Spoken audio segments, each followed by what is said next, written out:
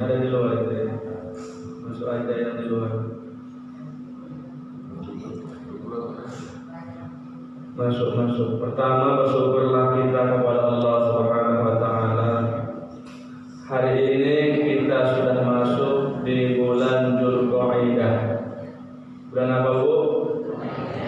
Berarti sebentar lagi kita akan memasuki bulan Dzulhijjah.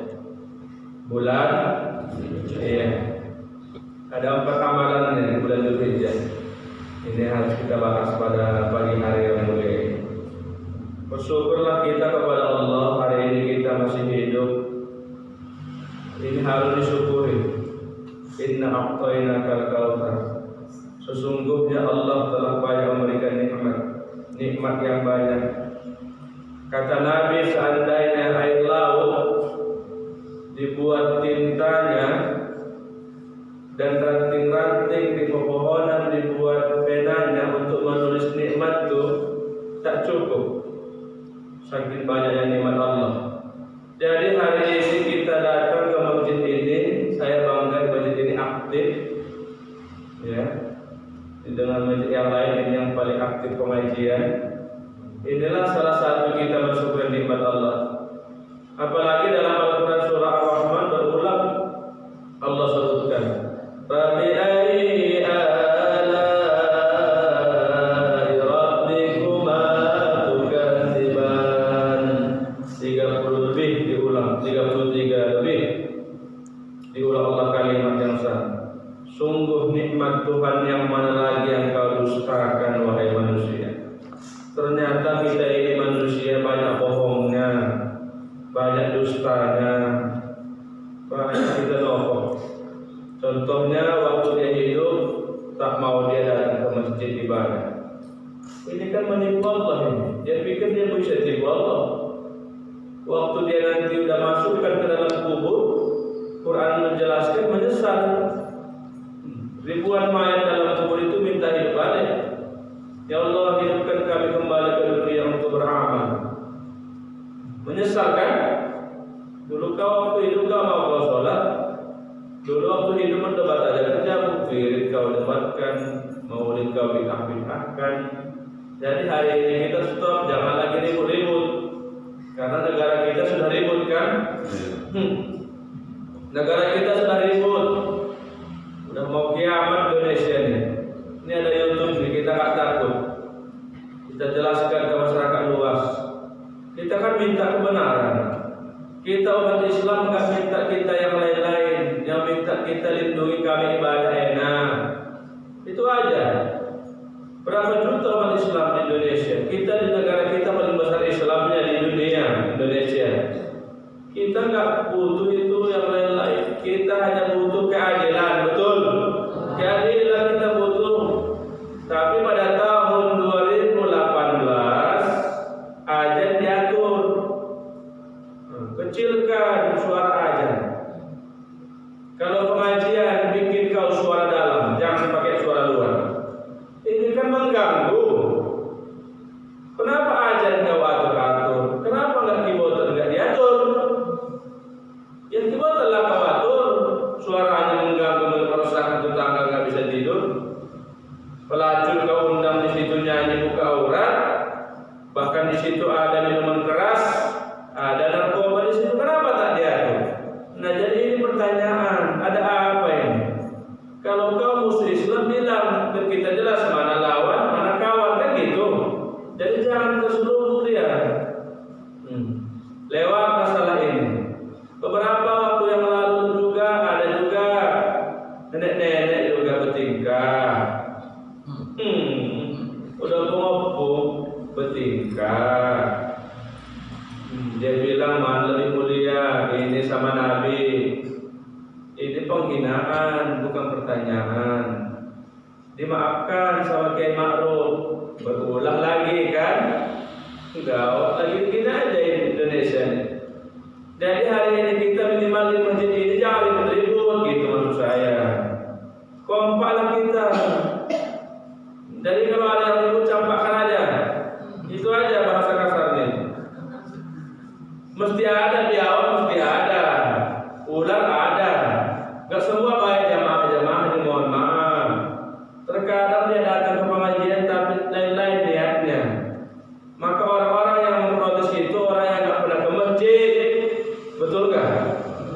Jadi para BKM istiqomah lah lurus aja lah, nggak usah pada dengarkan kali. Jadi kompaklah kita. Terkadang banyak orang di masjid pun ribut kan. Ribut di teras berantem itu. Masalah bacaan imam diributkan, masalah jenggot dipermasalahkan. Kan mau nak jabat juga, aku tak berjenggot pun. Jadi Bapak Ibu yang dirahmati Allah Subhanahu Wa Taala, yang pertama kita lakukan banyaklah bersyukur. Dalam Islam ada satu firman Allah tetap bersyukur ditambah nikmat. La in syakartum la azidannakum wa la in kafartum inna azabi lasyadid. Siapa yang bersyukur kepada Allah Subhanahu wa taala akan kutambah nikmatku. Siapa yang tidak bersyukur diajar. Nah, bagaimanakah ciri-ciri orang-orang yang bersyukur ini? Syukur ada 3. Ada syukur lisan, alhamdulillah, dapat rezeki alhamdulillah. Ada musibah diucapkan innalillah, ini lisan. Yang kedua ada zikir hati, apa? Syukur hati, qalbu. Dia pandang ciptaan Allah, dihayatinya, tambah iman. Dia pergi ke danau Toba begitu indah, bertasbih dia, tambah iman. Yang ketiga ada syukur perbuatan. Inilah kita rajin-rajin ibadah sholat. Inilah syukur perbuatannya. Makanya sholat ini kan bukan main-main sholat subuh kita ini, Pak. Jangankan tadi sholat subuh yang fardu, yang 2 rakaat sebelum subuh aja kata Nabi sudah dapat kita lebih baik dunia dan seisinya. Bodoh-bodoh udah punya kita itu tadi, Manhattan punya kita. Tapi jangan kita sini pula tinggal, kita tahu kita. Lebih baik dunia dan seisinya. Belum lagi yang fardu masih yang yang fardu bagaimana Ustaz? Kata Nabi, siapa yang sholat subuh berjamaah ke masjid, maka akan diberikan pahala kepadanya seperti sholat malam sepanjang malam. Siapa yang sanggup? Ayo tunjuk tangan. Dari isya sampai subuh sholat terus. Ada yang sanggup? Enggak ada. Dan dalam cara melaksanakan kita sholat subuh berjamaah di masjid dapat pahala sholat malam sepanjang malam. Inilah enaknya sholat ini. Ibu-ibu tinggalkannya anaknya tidur, ditinggalkannya pekerjaan dapurnya untuk ini. Terlagi makan kita. Ada.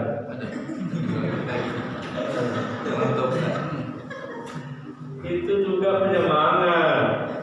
Ya kan? Itu penyemangat. Jadi dunia akhirat sebanding. Itu yang pertama. Hari ini kita hidup, kita harus ingat, kita bakalan masuk ke dalam bumi. Ternyata Bapak Ibu, bumi ini tanah setiap hari berdoa 5 kali kepada Allah. 5 dia mohon. Ya Allah, hari ini banyak manusia yang ketawa-ketawa di atas punggungku katanya.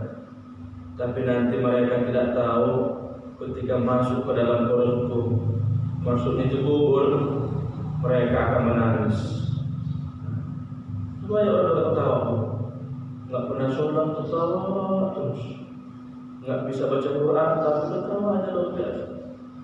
Kata bumi ini, oh nggak tahu, nanti kau bagianmu kata, masuk kau nanti dalam liang lahat ini, baru kamu kempit, patah dan tulang rusuk. Satu. Kedua, ya Allah, banyak manusia hari ini hidup di dunia penuh dengan maksiat. Tapi mereka tidak tahu nanti ketika masuk ke dalam penuh dengan siksaan. Jadi kita ini kemana nanti kita? Enggak ada kita jamin selamat dari kubur. Kubur itu dahsyat itu Bapak Ibu. Jangan main-main ini masalah kubur. Kalau kita buka dalam bab kubur itu luar biasa ternyata.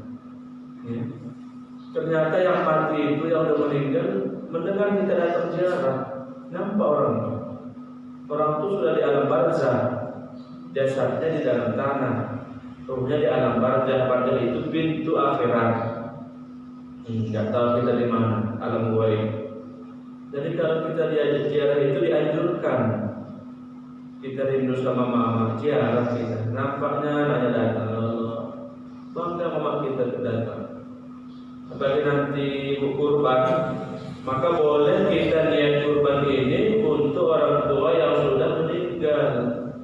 Boleh, karena kurban ini juga yang pertama sihar, yang kedua ada sedekah di dalam. Ya Bu ya, nggak ada orang kurban dimakan semua dagingnya, enggak. Terbagi 3 daging kurban nih. Pertama dia makan sama yang berkurban. Yang kedua fakir-fakir miskin. Yang ketiga jiran tetangga dapat. Jadi kurban ini luar biasa Bu. Semangat kita nabung untuk kurban ya Bu ya. Walaupun kita miskin Bu, setiap bulan 100 dapat itu nanti 2 juta. Jadi berapa Pak orang? 2 juta.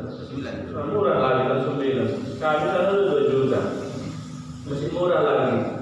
Nah, jadi hari ini kita sebentar lagi masuk Idul Kurban, bulan Dzulhijjah. Ada 4 amalan saya berikan pada pagi hari ini. Mohon diingat ya Bu ya. Amalan yang pertama berpuasa. Nah, puasa ada 2 pendapat. Ada sebagian ulama dibolehkan berpuasa mulai dari tanggal 1 Dzulhijjah sampai tanggal 9 Dzulhijjah. Pendapat yang satu. Pendapat ulama yang kedua, silahkan juga kita berpuasa, ambil 2 hari aja. Puasa Tarwiyah, puasa Arafah. Berarti nanti tanggal hari apa ini? 31, 31. Berarti kita sudah mulai puasa tanggal 29 Tarwiyahnya, tanggal 30 Arafah. Enak. Inilah gunanya mengaji. Ibu mungkin berat kita dari tanggal 1 9 hari berat kita mungkin kerja sampai intinya aja 2 hari udah mantap ini. Kemudian hari ini haji mungkin tak ada karena corona ini kan. Saya rasa corona ini bikin ya puasa corona ini kan. Iya, tidak takut tidak kita. Maka ada orang Siantar Nambolo di media, apa dia bilang? Mau dibuka TV corona, mau dibuka Facebook corona, mau dibuka Periuk corona.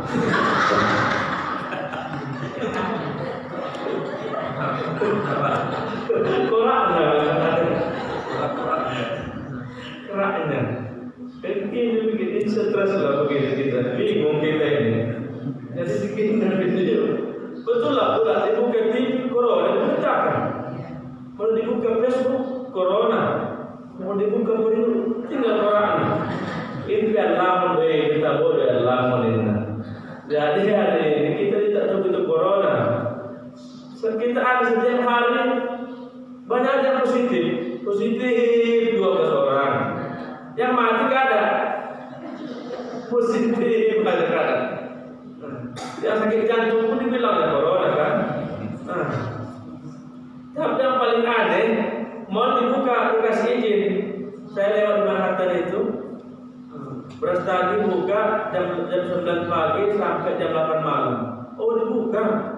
Pasar dibuka, pajak dibuka. Anak sekolah tak bisa sekolah. Nah, ini kita harus sadar. Ini hari ini sudah mulai kayak dulu lagi. Dulu kalau zaman Belanda itu main membunuh, jiwa-jiwa ditebas. Hari ini juga dibunuh anak kita dengan menggunakan teknologi canggih. Nanti kan isi paket nih, anak-anak kita sudah beli handphone yang canggih. Nanti dia didorong dari game-game yang tidak, maka dia aktif dengan handphonenya, lupalah dia sholat. Rusaklah otaknya, rusaklah hatinya, maka bodohlah anak kita. Nah, ini menurut saya, betul kan? Rusaklah anak kita. Kalau sudah bodoh anak kita nanti gampang dijajah, gampang dibodoh-bodohin. Nah ini harus kita bijak. Kenapa hari ini sekolah tak bisa mereka adakan? Boleh buat sekolah, tapi 3 jam belajar ya kan Bu? Pulangkan atau bertahap. Senin ini kelas ini, minimal ada. Terkadang anak kita dari itu sekolah dia udah beli baju aku masuk mamanya pun poling di rumah gak ada handphone, ngutang lalu beli handphone, jual lemari, jual kulkas, aduh. Nah, hari ini kita harus paham. Negara ini kita tak tahu gonjang-ganjing. Karena Pancasila pun mereka mau ubah. Nah, 5 sila menjadi trisila, ada ekasila lagi jadi 2 lagi. Nah, salah satunya dirubahnya sila pertama, ketuhanan yang Maha Esa dibuat menjadi ketuhanan yang berkebudayaan. Ya, nah, kan rusak kita. Yang buat itu siapa? Islam agamanya. Jadi kalau Pancasila itu sudah dirubah, kiamatlah. Karena bagi kita umat Islam, Pancasila sudah final 55 dari Quran. Sila pertama, ketuhanan yang Maha Esa, Qul huwallahu ahad. Allah itu ahad, satu. Bukan ketuhanan yang Maha Kuasa, yang Maha Esa, satu, dia tunggal. 55 Quran itu diambil. Dan kalau sudah dihilangkan menjadi 3, berarti menghapuskanlah nilai-nilai Quran di negara ini. Walaupun gitu, tahun 2019 dipanggil Korek ke Istana Negara membacakan Quran menggunakan langgam Jawa. Waduh, gawat. Langgam kesukuan. Mana boleh dipakai Quran sembarangan lagu? Ada ulama-ulama Quran, ada Bayati, ada Nahwan, ada Tiharka, ada Soba, ada Ras, ada Jawa. Itu bukan dibuat-buat. Jadi nggak boleh kita orang Batak pakai lagu Batak. Nggak bisa. Aku orang Batak, pakai lagu Sinanggar Turbo. Maka Sinanggar Turbo, Alhamdulillah Rabbil Alamin. Menurut Turbo orang di belakang mungkin mana bisa dibuat-buat. Kalau tak bisa kita melakukan 3 imam, minimal kita merontan. Ini standarnya. Bismillahirrahmanirrahim. Nah itu. Jangan nanti orang Madura pakai lagu Madura, orang Solo pakai lagu Solo. Rusaklah Islam hari ini. Paham bu? Maka hari ini anak-anak kita nggak ada yang lajang tengok. Aja anaknya yang lajang. Itu di luar rumah sudah tempat kan orang tuh. Suruh masuk orang tuh, ngapain dari luar? Aneh kan? Keluar itu keluar, masuk kau keluar. Jadi hari ini kita harus sadar, maka menyatulah. Al-Quran tak bisa dirubah-rubah cara membaca. Kalau tak bisa melalui Quran, minimal target kita, minimal kita buat lagunya. Bukan sembarangan lagu itu Quran. Tapi hari ini masih banyak umat Islam yang masih belum bisa baca Quran. Bapak Ibu yang belum lancar, saya menyarankan bertobatlah Anda, hijrahlah Anda, panggil guru ngaji ke rumah, itu jalan pertama. Sempatkan waktu tubuh belajar kita. Ustaz, habis maghrib ya Pak, habis isya Pak, 1 jam aja belajar Pak, buat kurang. Karena ini bekal.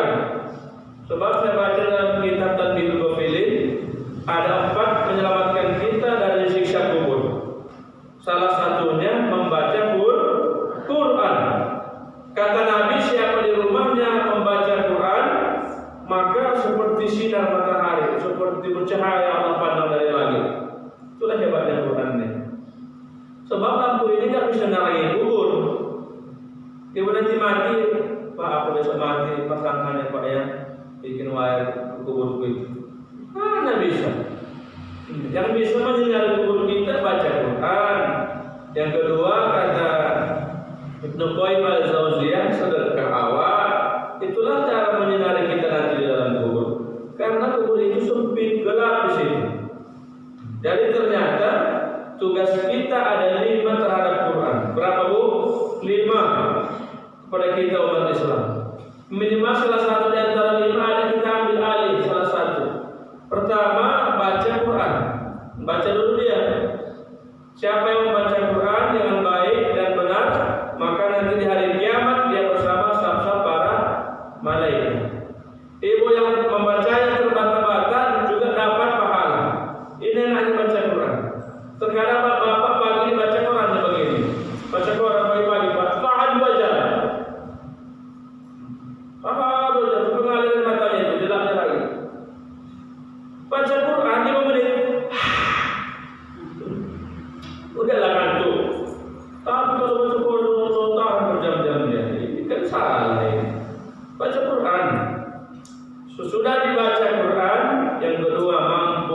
menuliskan isinya.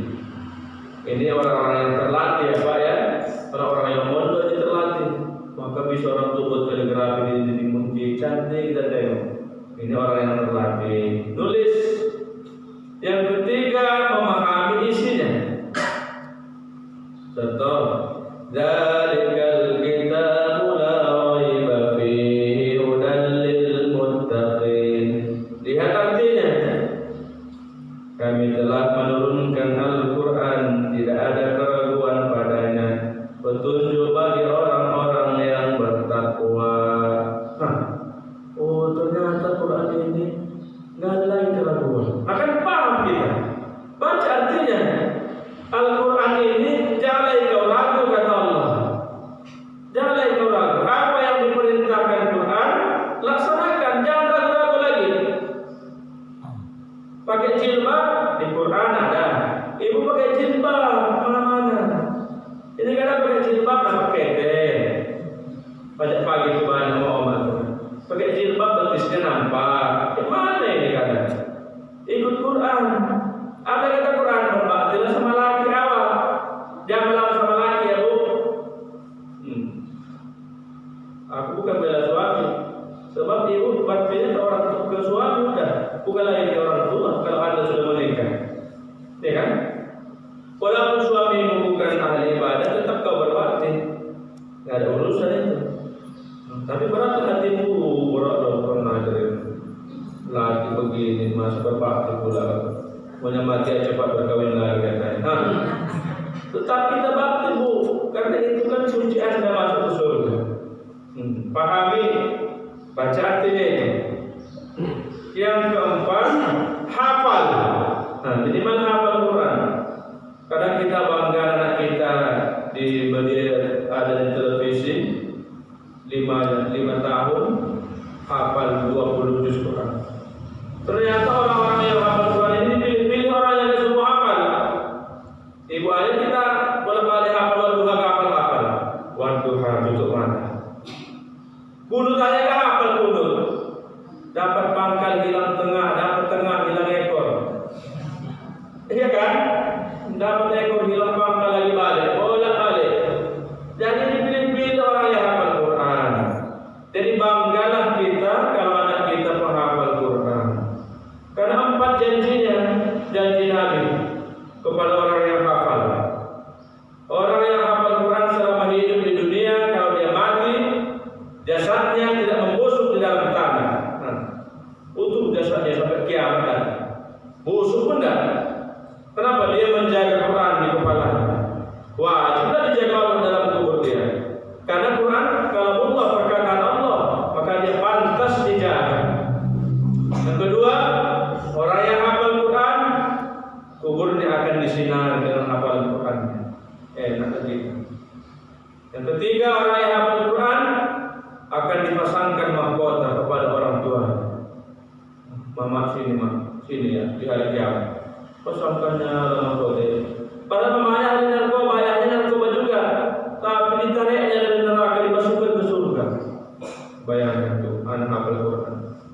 Yang keempat, anak yang hafal Quran akan menyelamatkan 10 familinya yang dia pilih.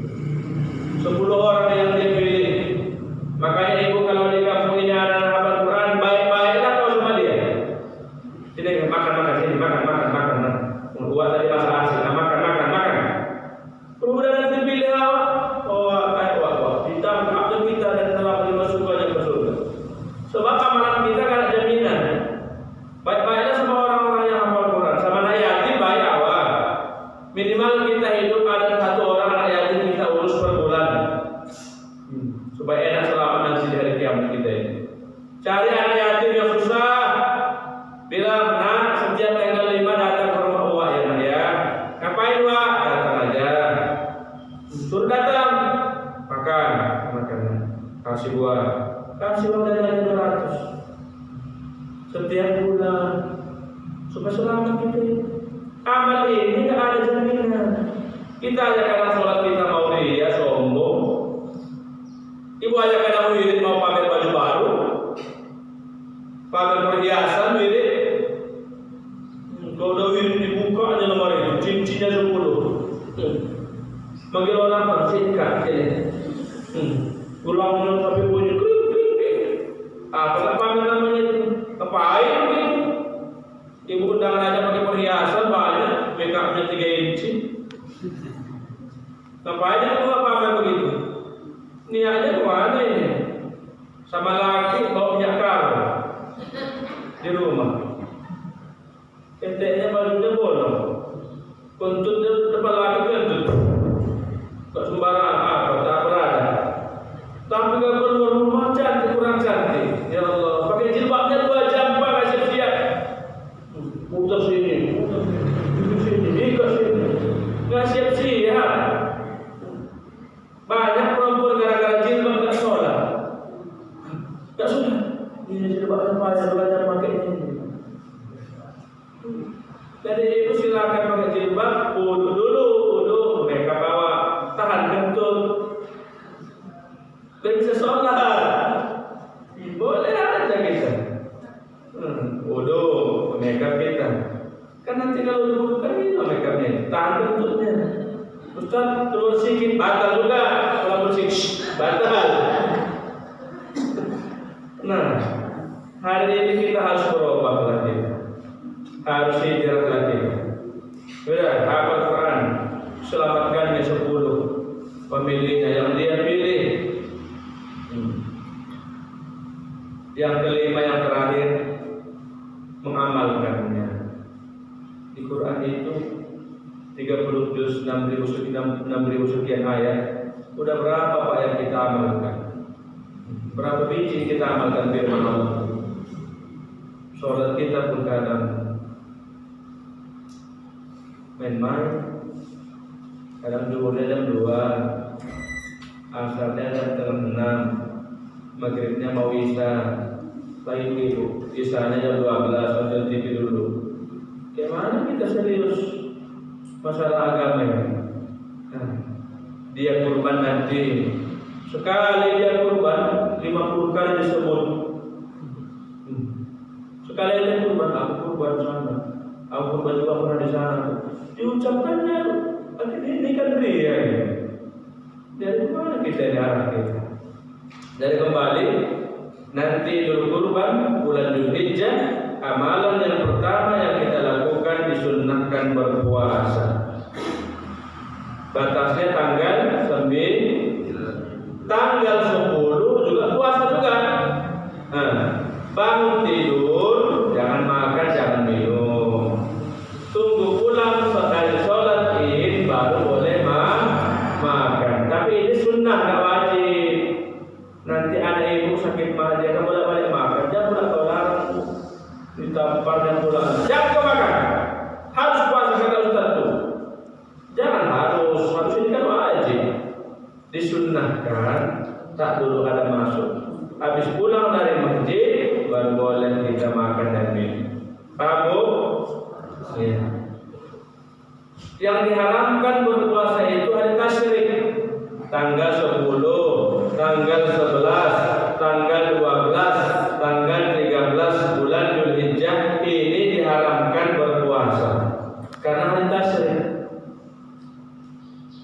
hari yang untuk dibolehkan untuk berkurban. Maka kurban itu batalnya sampai 13 dia pemotongannya. Kenapa 3 sampai 4 hari? Seandainya di masjid ini 100 lembunya, kambingnya 500 ekor, siap 1 hari. Jangan apa itu ya? 4 hari kata Allah jazam. Boleh. Jika siap besoknya lagi. Paham Bu? Ini amalan yang pertama.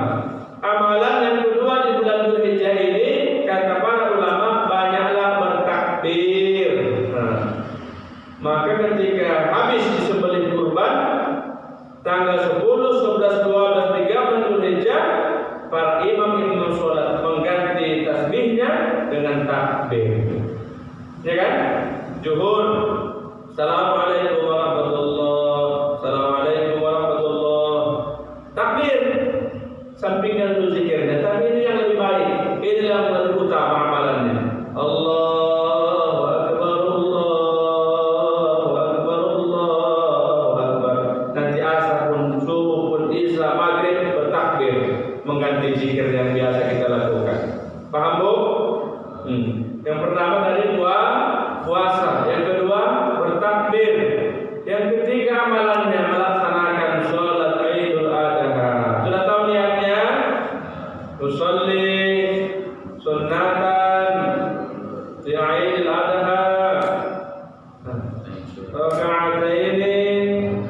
makmuman lillahi ta'ala, hanya 2 rakaat. Ini hukumnya tidak wajib, sunnah. Nggak datang pun nggak apa-apa. Cuma nggak datang, kita nggak datang nangis, kita sedih ya kan? Ya Allah, halangan dan belakang. Ya kan Bu? Kita udah bikin sedih lagi kita dulu, nggak semangat kita. Karena itulah iman itu. Karena iman itu mengajak yang baik, yang baik, yang baik, yang baik. Ibu aja nggak sholat tahajud kadang nangis gitu sedih, ya Bu ya. Ibu aja kadang nggak baca Quran, yang biasa baca Quran sedih dia. Satu hari nggak baca Quran, nggak menangis sedih. Itulah iman itu. Pertahankanlah begini. Nanti kita harus satu jalan nanti ya Bu ya. Satu jalan enggak? Kalau di sini sholatnya, satu jalan kadang orang di blok jalan. Itulah namanya. Udah, yang terakhir amalan yang keempat berkurban. Ini terakhir, amalan yang keempat tunaikan kurban. Inna a'tainaka al-kautsar fasholli li rabbika wanhar. Sesungguhnya kami telah memberikan nikmat yang banyak kepadamu, dirikanlah sholat dan berkurbanlah. Cuman kurban ini bukan wajib hukumnya, hukumnya sunnah muakkad. Sunnah yang mendekati wajib, sunnah yang ditekankan, sunnah yang dianjurkan. Walaupun ada di Quran, haji di Quran ada, haji dan umroh, haji dan umroh. Tapi bukan umroh itu wajib, haji itu nggak wajib. Wajib bagi orang yang mampu. Kurban itu begitu, ibu wajib kurban kalau mampu duit. Tapi kalau tidak mampu, nggak masalah kan kurban sampai mati. Kalau tidak mampu, tapi kalau dia mampu tidak berkurban, diancam, jangan dekati mushola, berkata Nabi. Jangan kau masuk ke masjidku, ke rumah Allah untuk sholat. Kau orang yang munafik, orang yang belit, orang yang bakhil. Ini ya. Dari kurban ini nanti boleh ditanya, kurban ini adalah syiar agama. Maka boleh dagingnya diberikan kepada orang yang bukan Islam, boleh daging kurban ya. Daging kurban boleh diberikan dagingnya kepada orang yang bukan Islam, dengan catatan didahulukan dulu yang Islam. Ya Bu ya. Contoh di kampung ini ada ujung sana rumah orang Nasrani 2 orang, masih banyak sisanya, boleh panitia sana kasih ada lawat. Karena syiar, mudah-mudahan setiap tahun dia dapat jatah daging, tergugah hatinya masuk Islam. Berpahala yang ngasih, tergugah hatinya masuk Islam. Wah, aku Islam lah tua. Kita yang Islam ini anak kali, tiap tahun saya daging 2 kilo dibilang. Masuk Islam sahadat. Masalah yang ketiga yang sering kami dapat pertanyaan, mana yang lebih utama, akikah atau kurban? Kan ini pertanyaan selalu ini. Ya kan Bu? Mana yang duluan Ustaz, akikah atau kurban? Nah, jadi pertanyaan ini jawabannya singkat. Kalau masalah yang mana duluan, lihat kita di mana posisi bulannya hari ini. Kalau ibu sudah ada tabungan untuk niat kurban nanti tanggal 31, tapi ada juga kita niat untuk berakikah, mana yang duluan? Karena hari ini kita masih di bulan Dzulqa'dah, belum bulan Dzulhijjah, maka dulukanlah akikah. Itu dia. Karena kita berjumpa bulan kurban masih panjang lagi ke depan. Tapi kalau ibu sudah berada di bulan Dzulhijjah, ada niatnya untuk nikah, mana duluan? Kurban. Kan sudah bulannya, sudah waktunya, paham? Jangan bulan haji kurban bulan Muharram. Kurban aku besok potongkan. Ini bulan apa ini? Bulan Syawal. Mana mau panitia? Mana sah kurbanmu? Paham? Mana yang duluan, lihat mana bulannya kita hari ini posisinya punya duit. Kalau hari ini kita Dzulqa'dah ada niat kurban, kita belum cekak, maka tunaikan akikah. Dan akikah ini bukan tanggung jawab kita. Nah, ini ingat ini. Akikah saya tanggung jawab mamaku sama ayahku, bukan tanggung jawabku. Paham? Ibu dan bapak yang belum nikah itu bukan tanggung jawab bapak ibu, itu tanggung jawab orang tua kita. Mereka yang tanggung jawab. Cuman kalau hari ini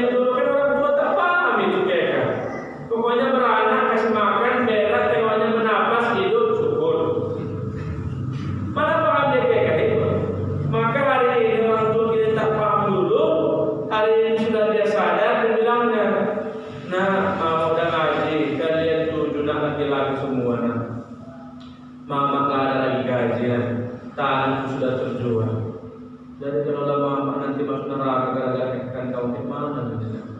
7 laki-laki, kambingnya 2, 14 ekor. Berapa juta itu? Jadi Islam mensiasati. Maka dalam Islam boleh kita akikah sendiri. Kalau orang tua tak mampu, boleh kita sendiri nikah. Boleh, jangan dipaksakan. Ini jauh-jauh mama. Maka jangan pandai bikin anak tapi tak kaya. Tahu kita. Boleh kita sendiri, jangan dipaksakan. Paham bu? Mereka ini kan abdulnya 7 hari, anaknya lahir, potong. Bolehkah dia 1 laki-laki atau harus 2? Boleh diangsur. Boleh. Lahir laki-laki, tahun ini potong dulu 1 kambingnya. Tahun besok kapan duitnya? Potong lagi. Boleh. Bukan mesti harus 2. Karena mereka hukumnya sunnah, tak wajib. Gak ada nanti dari kiamat ditanya, yang belum kekah di data malaikat. Yang udah kekah enggak. Belum kekah neraka, enggak ada. Tentu nanti ditanya masalah sholat. Mana sholatmu? Banyak amalan-amalanmu. Kalau belum ada uangnya hari ke-7, hari ke-14. 14 hari. Ya, belum ada jadi uang kita. Belum ada. Kata lagi, tunggulah. Hari ke-21 ada. Belum ada juga. Mana Ustaz? Apakah boleh menikah anakku? Kapan bolehnya? Walaupun nanti anakmu sudah berkumis, boleh nikah? Boleh. Kalau di situ pas ada duitnya. Tapi saran saya, kalau sudah anaknya SMA kelas 3 berkumis, kalau ibu kekahkan jangan pakai ayunan.